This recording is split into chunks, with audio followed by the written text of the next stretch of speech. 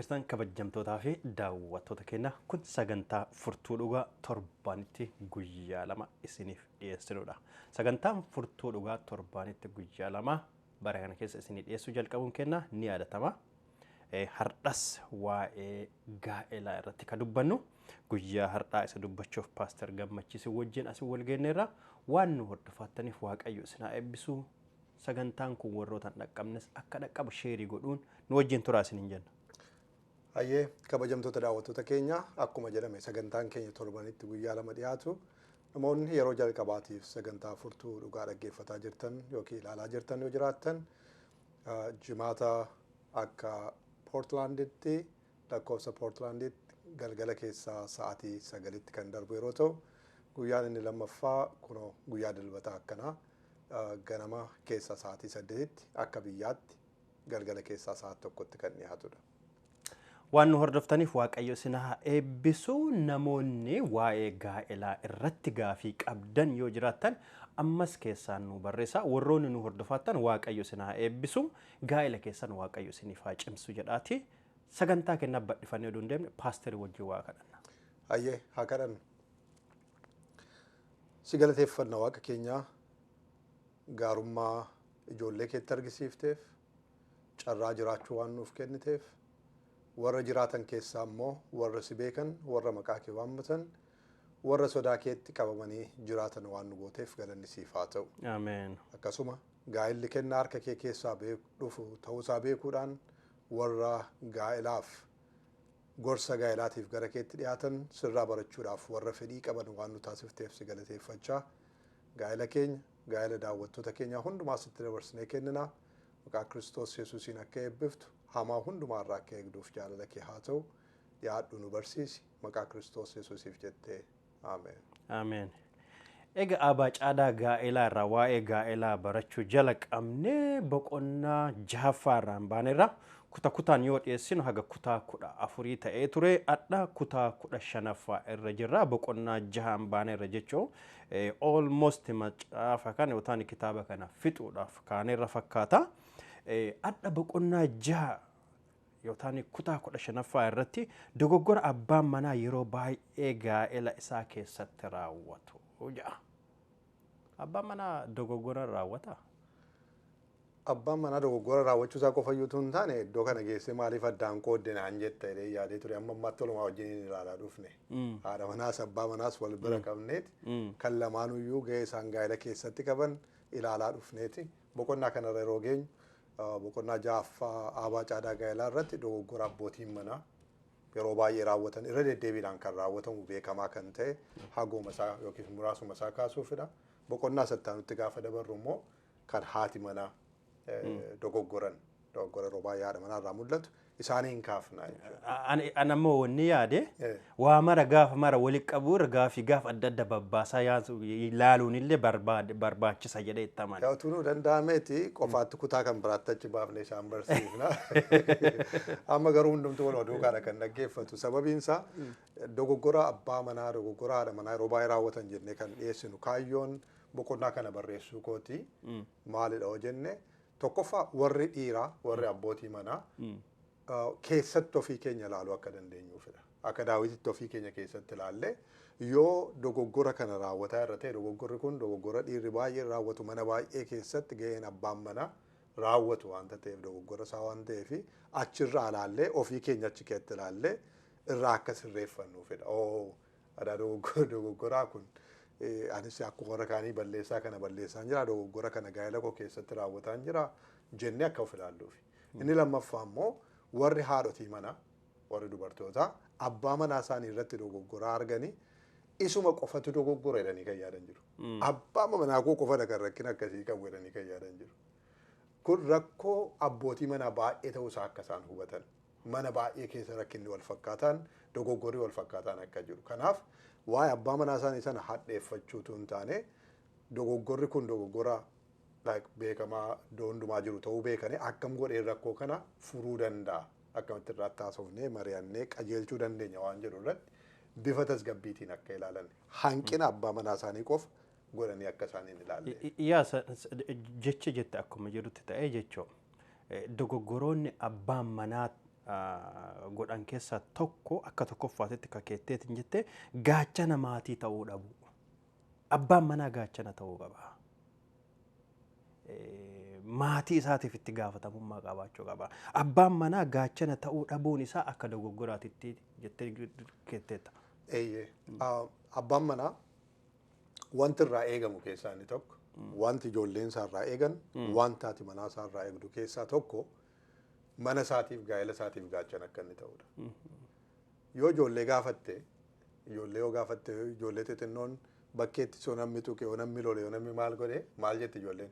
Abbaa koottanii madda siin jetti. Booyaa gara abbaa isaanitti. Gara abbaarattis, abbaa kootti sii madda jetti. Abbaan ishee addunyaa kana guutummaa waan mo'u seeti ijoollee. Akkuma mana keessaa mo'u, akkuma mana keessaa abboomu, abbaan isaanii jabaadha. Isa caalaa jabaan addunyaa kanarra jireedhanii yaadan. Kanaaf sanaanidha kan isaan sammuu isaanii keessatti kan isaan eegan sanadha. Haati manaa sin dubbatin malee abbaa manaa ishee irraa sanumadha kan isheen eegdu. Waan hamaa mana isaaniitti dhufu, rakkoo mana isaaniitti deemuu danda'u, dhaabatee irraa qolachuu kan danda'u, irraa ittisuu kan danda'u, ofii isaa dura buuse, ijoollee isaaf maatii isaa dhoksee, wanti hamaan yoo dhufe qoma isaa kana dhiibeetti ba'uu kan danda'u, maatii isaa irraa kan achi deebisu ta'u irraa eeggatu jechuudha. Yoo abbaan manaa tokko gahee kana ba'uu dadhabee dogoggora dhagu. Abbaan manaa isaanii haati manaa abbaa manaa ishee dhiisee ishee hamaa keessatti dhiisee baqatu argitee jennaan isheedhaaf wanti kana caalaa ishee salphisu hin jiru, wanti kana caalaa ishee gaddisiisu hin jiru. Ijoolleen illee akkasumadha jechuudha. Kanaaf abbaan manaa yeroo hundumaa wanti mirkaneessuun nurra jiru ijoollee keenya gaachana ta'a irraa hamaa mana keenyatti dhufu, hamaa haadha manaa keenyatti dhufu ofii keenyaa dura buune isaan irraa eeguun barbaachisaadha. Yaa kanaaf jedhanii mihennaa mammaakanii ijoolleen abbaa waliin jirtu leencan sodaattuu jedhan. Maafi abbaan isaanii kuni leenca kana caccabsee nurraa dhoogga waan jedhanii yaadaniif jechuudha. Kanaaf abbootiin diida san jirtanii maatii keessaniif gaachana ta'uun baay'ee barbaachisaadha. Innaa baay'ee abbootiin gaachana hin taane itti gaafatamummaa warra dheessan na fakkaata. Innis qabxii lammaffaadha. Qabxii lammaffaadha. Dogoggora warri dhiiraa raawwannu abbootiin manaa raawwannu keessaa baay'inaan kan mul'atu jedhee yaaduu nan danda'a. Itti gaafatamummaa dhimma gaa'ela keessatti wantoota mana keessatti raawwataman hojii mana keessaa, ga'ee mana keessaa, ijoollee waan ilaallatu, maatii ofii waan ilaallatu keessatti itti gaafatamummaa baqachuun jira. Itti gaafatamummaa baay'ee isaa haadhaaf dhiisuu jechuudha. Wanta baay'ee isaa haadhaaf dhiisanii isheetti gataniiti ofii baqachuun jira jechuudha. Baay'ee keenya kan nama kan biraa qofa godhee naasa'u kana kan baay'ee keenyaati kun rakkoon nu mudatu keessaa. Fakkeenyaaf yoo fudhanne ijoollee dhiquun kanaadha. Ijoollee tuffisuun kanaadha. Ijoollee nyaachisuun kanaadha. Ijoollee raffisuun kanaadha. Ijoollee mana barumsaatti wanti hunduma. So maa inni dhaga'een keenya waan hojii hojjennee maallaqa fiduuduu waan ga'ee keenya ta'a kun ga'ee keenya qofa ta'uu hin danda'u. Akka abbaatti ijoollee keenyaaf waan goon jireenya ijoollee keenyaa keessaa qooda fudhachuu danda'u nurra jira jechuudha. Waan si ajaa'ibu abbootiin manaa tokko ijoolleen illee ijoolleen daa'imti xinnoo isaan baatan daa'imti ofii isaanii akka irratti fincaantu hin barbaadan. Kan gatuudhaaf lafa buusuudhaaf ka'an jiru yoo daa'ima baatanii ta'an itti fincaannaan gatuudhaaf isaan dhibu jira jechuudha. Akkamitti akkas ta'a haati irratti fincaanii kaakkaa isaanii irratti ba'anii wanti meeqa irratti bulgaafatanii ol deebisanii haati guyyaa tokko daa'ima ishee ofirraa achi hin qabdu.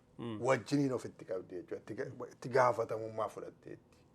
Ga'een kun kan kootetti fudhatteetti waan ta'eef abbootiin manaa garuu akkas kan hin taane baay'eetu jira. Kun dogoggora guddaadha. Ga'een nuyi qabnu mana keessatti maatii keenya wajjiniin gaa'ela keenya keessatti wanta ba'uun nurra jiru itti gaafatamummaa hirmaannee ba'uu danda'u nurra jira.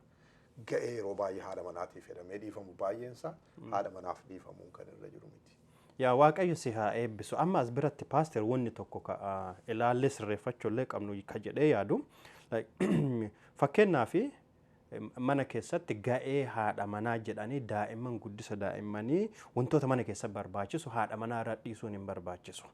Fakkeenyaaf abbaan manaa tokko ammoo abbaan manaa sirrii maatii ofii kaseeraan qabachuu fedhu, maatii ofii kaseeraan guddifachuu fedhu, maatii ofiitiif itti gaafatamummaa ofii ka bahu.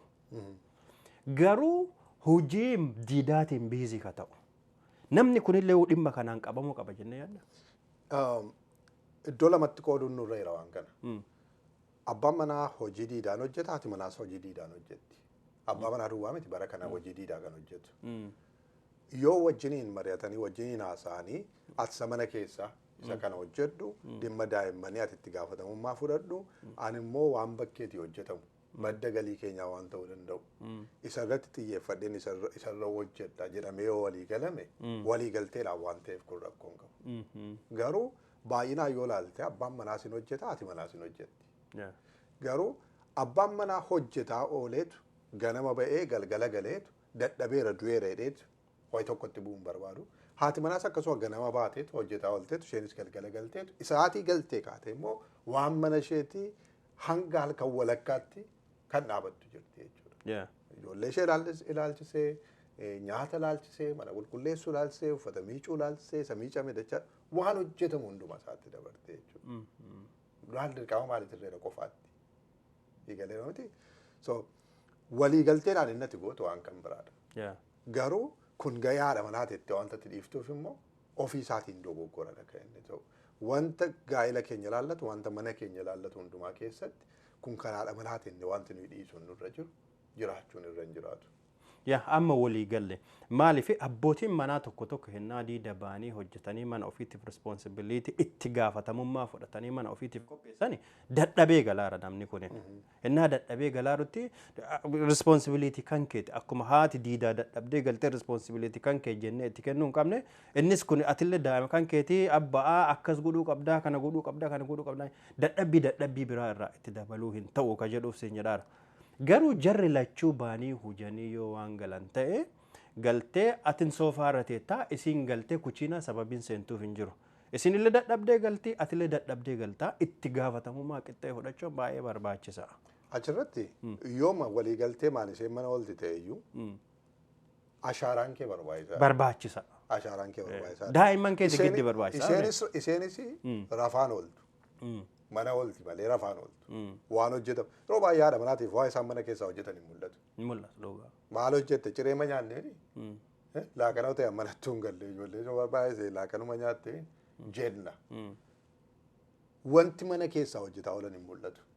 Fuula baasanii fixe ilaa kana fixeera waan jedhamu hin qabamu hojii mana keessaa. So isheenis ganama sakaate hojjetaa oolti dadhabaa oolti atis dadhabaa ooltee dhufte.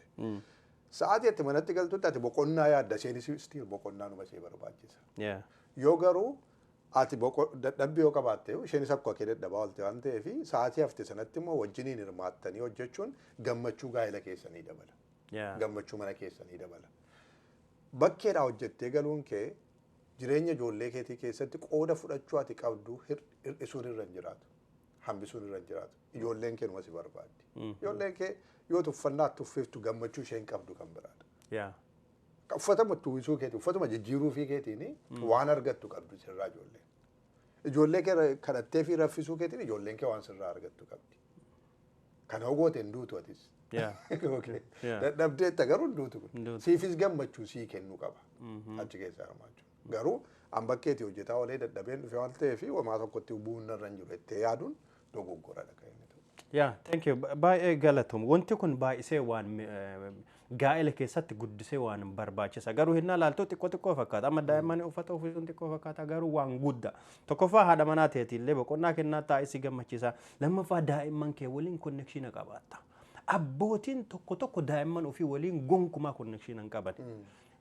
Kanaaf yoo daa'imman guddattee nama guddaa taate maatii ofirraa baqattu diqqeennatti waa hariiroon isaanii walitti dhufiinsi waan hin jirreef.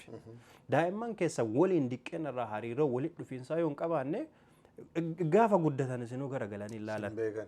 Kanaaf diqqeenumarraa dhiqanii uwwisanii eessa akka isiin bultu ilaalanii galgala waliin kadhannaa godhatanii raffisanii jechuun kun baay'isee waan barbaachisa guddina daa'immanii keessatti. Akka fakkeenya waa'ee uffannaa waa'ee dhiqachuu kaafna malee wanti hojjetamu baay'ee jira. Wanti mana kee godhamu. Barnoota isaanii hordofuun yoo hojii kan biraadha. Maal baratanii maal barataa yeroo hojii mana maal qabu maalirra ga'aniiru ijoollee koo jedhanii daqiiqaama 30 ijoollee ofiitiif kennanii itti gaafatamummaa fudhachuun baay'ee barbaachisa. Paaster bara kana gaa'elli baay'een wanni jigaaruuf namoonni itti gaafatamummaa waan fudhachuu hin feeneef. Abbootiin manaa baay'een itti gaafatamummaa mana keessaa hin fedhan. Mana ofii fiidii godhanii waan qara nama tokko wajjin dubbataa turre otoo asin dhufneen duratti waa'ee open marriage bara kanneen keeruun beektaame. Maa inni laata open marriage afaan Oromoo. Open marriage gaa'ela banaa yaani namoonni baay'ee wanta san keessa kaseenaniif responsibility waan hin feeneef gaafa itti tolee dhiisee biraa deemuuf gaafa itti tolee dhiiftee biraa deemuuf argitee waan itti gaafatamummaa hin feeneef wantoota akkanaa kanneen keessa seenan jedhanii qara dubbataa hin turre. Namni itti gaafatamummaa baqatu gaa'elatti seenuu man qabu siluma. Gaa'elatti seenuun itti gaafatamummaa fudhachuudhaaf masaatiif ofiif. Gaadha manaa ofiif sana booda waaqayyo ijoolleedhaan daa'immanii noo eebbisi daa'imman ofiif walumaa gala mana ofiif gaa'ela ofiif itti gaafatamummaa fudhachuudha. Kanaaf gaa'elatti seentee itti gaafatamummaa baqachuun dogoggoradha kan inni ta'u. Itti gaafatamummaa wantoota xixinnoo fakkeenyaaf yooma bishaan ni jige lafatti maaf teessee ilaalta argiteetta. Otoo ati ilaaltu tokko dhufee mucucaatee kufuu danda'a. Dogoggora keetiin jechuudha itti gaafatamummaa fudhattee argiteemi wanti kun qorfamuutu irreera. Eenyu haa qorsu? Isheen nuftee qorsitu ati manaa. Ati qorsuu qabda. Yoo waa hojjetaa jirtu harka kee waa qabateerta daa'ima baatteerta ta'e sirriidha. Argitee taanaan garuu waan lafaa ka'uun sirreeru irraa ka'uun irreeru kaasuun sirreera. Waan qoruu irra waan miidhaguu irreeru miidhagsuun haadha manaatti eeguun sirrii miti kan inni ta'u. Yaa hin deemnaa afutti deemnaa sa'aatiin kennallee waan deemaa jiruuf talaalchisuu irra wal aansisuu jedha. Filannoo dogoggoraa abbootiin manaa yeroo baay'ee godhan keessaa akka sadaffaatti kanan kaa'edha. Tuwaasofnu sadarkaan mini kanan kaa'e randomilii makaa'ame. Talaalchisuu namni hin beekne yoo jiraate isa Amaariffaan kittibaatii jedhanidha. Talaalchisuun wal'aansisuun immoo isa mana yaalaatti geessitee erga namni dhukkubsatee booda ilaalamudha. Agartee talaalliin dhukkuba ittisuuf dursee kennama. Wal'aansi fayyaa immoo erga namni dhukkubsatee boodatu dhukkuba sana yaalamaa jechuudha. Yeroo baay'ee abbootiin manaa walitti dhufeenya keessatti dhimma gaa'elaa keessatti keessumaa miira haadha manaa isaanii keessatti waa'ee abbaa manaa isaa irraa waan ta'eef miira haadha manaa isaaniitiif dursanii of hin eeggatani. Miira haadha manaa isaaniitiif dursanii of eeggachuun erga miirri ishee miidhamee booda erga isheen aartee booda erga isheen gadditee booda erga hamileen ishee cabee booda erga walitti bu'iinsi uumamee booda dhiifama gaafachuutti waan kan biraa gochuutti waan kan biraatiin bakka buusuuf yaalutti deemamaa jechuudha dadhabbii akkasii keessa deemama. Kun immoo akkuma achi keessatti kaasuudhaaf yaale gatiin inni si baasisu wal caala. Yoo dursitee talaalchifte talaalli yeroo baay'ee tola fayyu talaalli. Kaffaltii ittiin kaffaltu talaalliitti yeroo baay'ee tola dhayyu. Wal'aansa fayyaatiif yoo dhatte garuu qoratamuu irraa kaasee dhiiga kennitee ilaalamuu irraa kaasee birriin ati baaftu guddaadha. Wal'aansaaf sarjariidhaaf waa ati baaftu guddaadha. Kanaaf dursanii eeggannaa gochuun barbaachisaadha. Waan dubbannu dursinee eeggachuun nurra jiraata. Waan filannu dursinee eeggachuun nurra jiraata. Miira haadha manaa keenyaatiif dursinee eeggachuu danda'uun nurra jiraata. Waan ishee miidhuuf waan isheen miidhe adda baafachuun nurra jiraata. Waan isheen jaallattuuf waan isheen hin jaallanne adda baafachuun nurra jiraata. Yoo hin danda'ama ta'e kitaaba keessatti akka wanti amma sii danda'ametti wanta isheen hin barbaanne gaa'ela kee keessatti yookiin gaa'ela ishee keessatti waan arguu hin barbaanne wajjiniin teessanii haasoftanii kanan jaalladhu itti waa isheen sitti himte kan arguu hin barbaadu itti waa isheen sitti himte waan sana raawwachuurraa of eeguu sirreera. Kuni talaalliidha. Irraa of eegdee jechuudha. Otoo dhukkubisaan dhufiitu walitti bu'iinsi hin dhufin irraa of eegdeetta jechuudha. Yoommoo wanta sana immoo dhiisuu hin dandeessu ta'e immoo dirqama dhiisuu hin dandeessu yoo ta'e immoo fakkeenyaaf amantii keetti waa walitti bu'u yoo ta'e wanta kan biraa aarsaa si kaffalchiisu yoo ta'e gaa'ela keetiif waan ta'an waa isheen arguu hin dandeenye yoo ta'e itti haasa'u sirreera. Wanti kun kanadha. Balaa kana qaba. Kana dhiisuun koo rakkoo kana qaba. Kana akkas gochuun kana qaba. Sababii kanaatiif dhiisuu hin danda'u wanta kana. Jettee ifatti wajjiniin haasa'u. Yeroo wajjiniin haasoftu lolli hin dhufa. Lolli hin dhufa. Wajjiniin haasoftee ibsitee fi gochuu akka hin dandeenye itti himtee waan ati gootu wayyaaf. Utuu ittiin himiitu wajjiniin haasa'in dhoksitee waan ati gootu irra jechuudha. Dhoksitee gochuudhaaf yaaluun sirra hin jiraatu. Inni tokko isa kanadha. Inni kan biraa waa mariisisuu. Yeroo baay'ee abbootiin manaa waa murteessinee dhufnee mata duree sana kaafna. Murteessineerra yeroo fudhanneetti yaadnee alanfannee bilcheessinee dhufneerra. Iseedhaaf garuu mata dureen sun haaraadha ammoo attimne. Ofii murteessinee waan dhufnee fi ammoo akka isheen murteessitu barbaanna. Hin ta'u akkasitti. Lolakkaa jechuudha.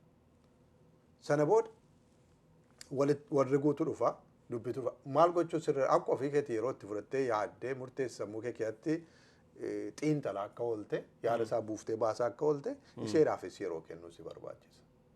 Waa akkasii yaadeera maqaa akkasii kanatu jira. Meetti yaadiitiin haasofna waan kana itti yeroo kennuufi. Sun lola hambisaa jechuudha yeroo kenniteef itti yaaddee dhuftee wajjiniin haasoftaa jechuudha. Wantoota akkasii irratti hojjechuun gaarii. Qabxii arfan tokko kaasee achirraa onuu dubbisuu dandeesse. Yaa tokkoffaa duraan yaadicha hunda dubbatteetta isaaf siin kaafne. Tokkoffaa duraan dursanii yaadichumaayyuu akkuma jette yaadicharra walii galuu. Lammaffaa yaadicha hinnaa kaastuu isii amansiisuuf qofa osoo hin taane ofiillee amanuuf qophaa'uu. Waan si amansiisu jiraannaan. Wanti si amansiisu jiraachuu. Yaada bilchaataa fiddeenaan irraa fudhachuudhaaf qophaa'u. Yennaa gaafa isin si mormite mormii isiisanii karaan keessummeessuuf qophaa'u. Kaan ammoo dura dursiteeti fixxee dubbii itti fiduu dhiisuu. Yaadota kanneen of jala qabateera arfanatti kaaste arfanuu waan kaasteef bira darbaara. Yaadichi ati kaaste dhuga. Maal inni rakkoon guddaan hennaa baay'ee gaa'ela keessa jiraatu yoo atini ego qabaate yoo taani olaantummaa mana keessaa qaba jette yoo yaadde rakkinoota kanneen ka dhalu olaantummaa akka qabdu gootee of yaadu. Mana keessatti olaantummaa eenyullee akka hin qabne martinu atiif isinillee abbaa manaatiif haadha manaa akka taatan. Ati abbaa manaati isiin haadha manaati qixxe bakka. Argitee kanaaf akka qixxee jirtanitti wanti keessan martinu akka qixxee ta'etti yoo goote yaade abbaan manaa kamiinuu yoo akkasii yaade rakkinni kunneen hin dhalatu. Innaa baay'ee anatu murteessaa falaayi qoraac ka jedhan san. Anatu muralle anatu kutalle anatu dhaaballe anatu diigalle waan jedhu saniin akka abbootii durii dur abbootiin ofumaa waa hunda murteessan. Bara san isaaniif hojjateera akka aadaa saniititti. Garuu bara kana abbootiin waa mara murteessitee yoo fidde mana keessa qaaqasikka sirraan fudhatamu. Qaaqa ofi kaasaa hennaa mara ka jiraattu irraa karaa kanaan jiraadhu ka jedhu namatti maarran. Murteessitee natti hin fidin siin jedhu yeroo baay'ee. Dhugaa isaaniiti. Murteessitee mareedhaaf natti hin fidin. Murteessitee taanaan murteessitee. Raawwiidhaaf fidaa jirta jechuudha. Wanti gaa'ellee barbaadu garuu murteessitee fiduutu hin taane mareedhaaf fidu. Mareef fidu. Mareedhaaf fiddee teessee irratti haasoftee wajjin irratti mari'attee waan mana keef ta'u waan gaa'ela keef ta'u waan irratti walii galtu taanaan raawwachuu yoon ta'u taanaan hambisuu. Yaa waaqayyo si haa eebbisuu paaster afotti deemna. Tu'aa soofnu dhimmichi dhimma abbootii manaa waan ta'eef fuula keenya irraa iyyuu beekamuu danda'a. Ati isarra kolfaan jirtu fuula kee irraa rifaasuu wayii jira. Yaa wanti tun nallee tutti ta'a argitee akkas jettee taabee jedhamtaatillee. Yaa egaa kanaaf gara alfafatti gara guddisa daa'immanii asiin durallee dubbanneerra waa'ee guddisa daa'immaniiti. Adda ammoo guddisa daa'immanii haadhaaf dhiisuu qofa. Wanti dogoggora abbootiin manaa hojjettu waan baasnee ilaalaarruuf jechoo. Kana qofaa ta'us dhiisuus danda'a dogoggorroonni kun ija ittiin nu ilaalaarru. Namoonni biraa diida san kan jirtanii abbootiin manaa dogoggora kanallee hin qabanii jettanii warroonni yaada nu ergitan yoo jiraatan yaada keessan nu ergaa waan argattan mana dogoggorri jira waan ta'eef jechoo. Yoo xinnaate kitaaba kana keessatti gara dogoggora 12 akkas kan ta'u kaaseera. Garuu kana duwwaadha jechuu miti. Achirras caqaseera. Wama beekamoo ta'an namni irraa barachuun irra jiraatu. Yoo isaan kanarraa abbootiin manaa baratan yoo irraa baranne irraa deebine mana keenyaaf nagaa kennuu danda'a. Isa kaanis akkasuma irraa barachuu dandeenya kan jedhuufidha. Guddisa daa'immanii haadhaaf qofa dhiisuu waa'ee itti gaafatamummaa baqachuu keessattis kaafne irra dhufu. Kanaaf yeroo keenya baay'ee isarratti hin fudhannu. Wanta jedhamutu jira. Yeroo baay'ee yoo daa'immanni waa balleessani yoo isaanii akka guddachuun irra jirutti akka nu eegnutti guddachuu didani wanta jedhamutu jira. Situ balleessee jedhamti jechuudha. Qubatti qaban. Haadha manaatti jechuudha. Situ balleessee haadha manaatu lolama haadhatu lolama. Yoo ijoollee wanta gaarii fiddee qabxii gaariidhaan barumsa isheetti gaarii taate amala isheetti gaarii taate barnoota isheetiin qabxii olaanaadhaan kan eebbifamtootaati ijoolleen siinan booneedha. Paakeetti baatee abbaan fudhachuu fedha. Abbaatu fudhata jechuudha. Galateeffannaa isaa abbaatu fudhata. Ceephoo isaa haadha fudhata. Kuni guddisa daa'immanii ee'uuf dhiisuudha haadhaaf dhiisuu. Badhaasa isaa immoo ofii fudhachuu. Kun hin ta'u akkas ta'uun irra hin jiraatu. Abbootiin manaa yoo ijoolleen keenya badde amala badaa qabaatte badiinsaa kan lamaan keenyaati. Kan haadha manaa duwwaa ta'uu hin danda'u. Kan haadha isaanii qofa ta'uu hin danda'u. Utuu nuyi mana sana irru. Yoo bira hin jiraan waan tokko. Utuu nuyi achi jirru, utuu nuyi achi oollu, utuu nuyi achi bullu ijoolleen keenya yoo amala badaa godhatte haati duwwaan sababii maqaa dhaamtuuf hin qabdu. Badii keenya itti gaafatamummaa fi keenyaan baane fudhachuu danda'u nurreera.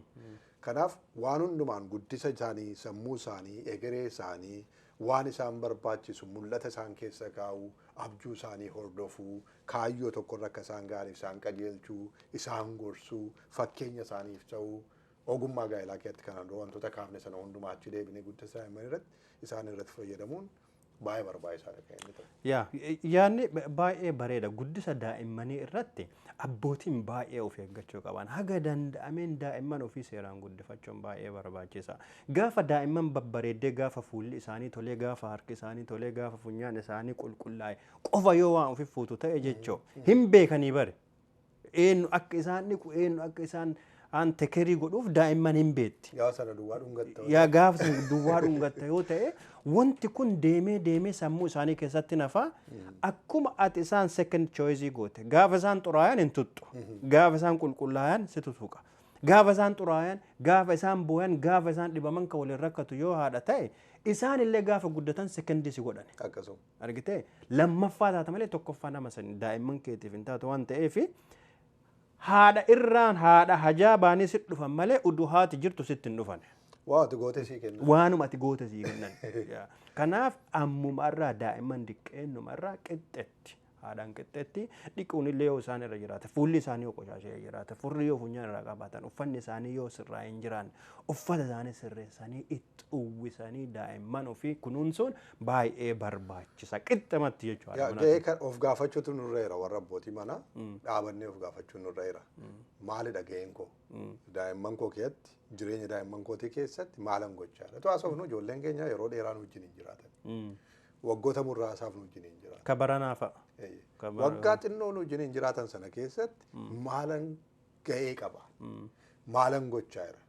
Ijoolleen keenya waggaa 2 taatu, waggaa 3 taatu, waggaa 10 taatu, 15 taatu ijoolleen keenya maalan hojjedha? Maalidha gaheen koo ijoollee kana keessatti isaaniin guddisuu keessatti? Maallaqa ittiin hir'ifnee uffata isaanii bituu, kophee isaanii bituu, mana barumsaatti isaan ergu waan akkasii gochuu irratti ittiin hir'ifne garuu wanta hir'ise maaltu jira? Wanta gochuuf hin irraa eegamu, wanta gochuu dadhabe maaltu jira isa jedhu irratti mari'achuun of dhaabatanii of gaafachuun gaariidha. Kanumaa walitti qabanneeti akka Jaafaatti illee kakaasteetu mana ofiitiif luba ta'uu dhabuu ka jedhu isa san gabaabsinee jenneeti. Sagantaa keenya xumurraa waan kaameraamaaniin keenya sagantaan dhumaara waan jedhaaru. I think mata duree sana kaasuudhaaf yeroo waan nu ga'u natti hin fakkaatu. Yoo torbaniif bulchanne gaariidha sun. Mata duree bal'aadhaaf barbaachisaadha waanta ta'eef kanumaan gara xumuraatti ofinne gaariidha. Egaa kabajamtoota daawwattoota keenyaa sagantaan guyyaa har'aatiif qabnu asiin goolabneerra. Torbaan dhufuu akka kutaa 16ffaatitti boqonnama Jaafaa keessatti mana ofiitiif luba ta'uu dhabu. Kajedhu irra laallaa mana ofiitiif luba ta'uu maalinni? Kajedhu hin laallaa torbaan nagaa isiniif haa ta'u. Isa duwwaasutu hin taane itti fufnee ilaalla. Dogoggoroota warra kaanis itti fufnee ilaalla.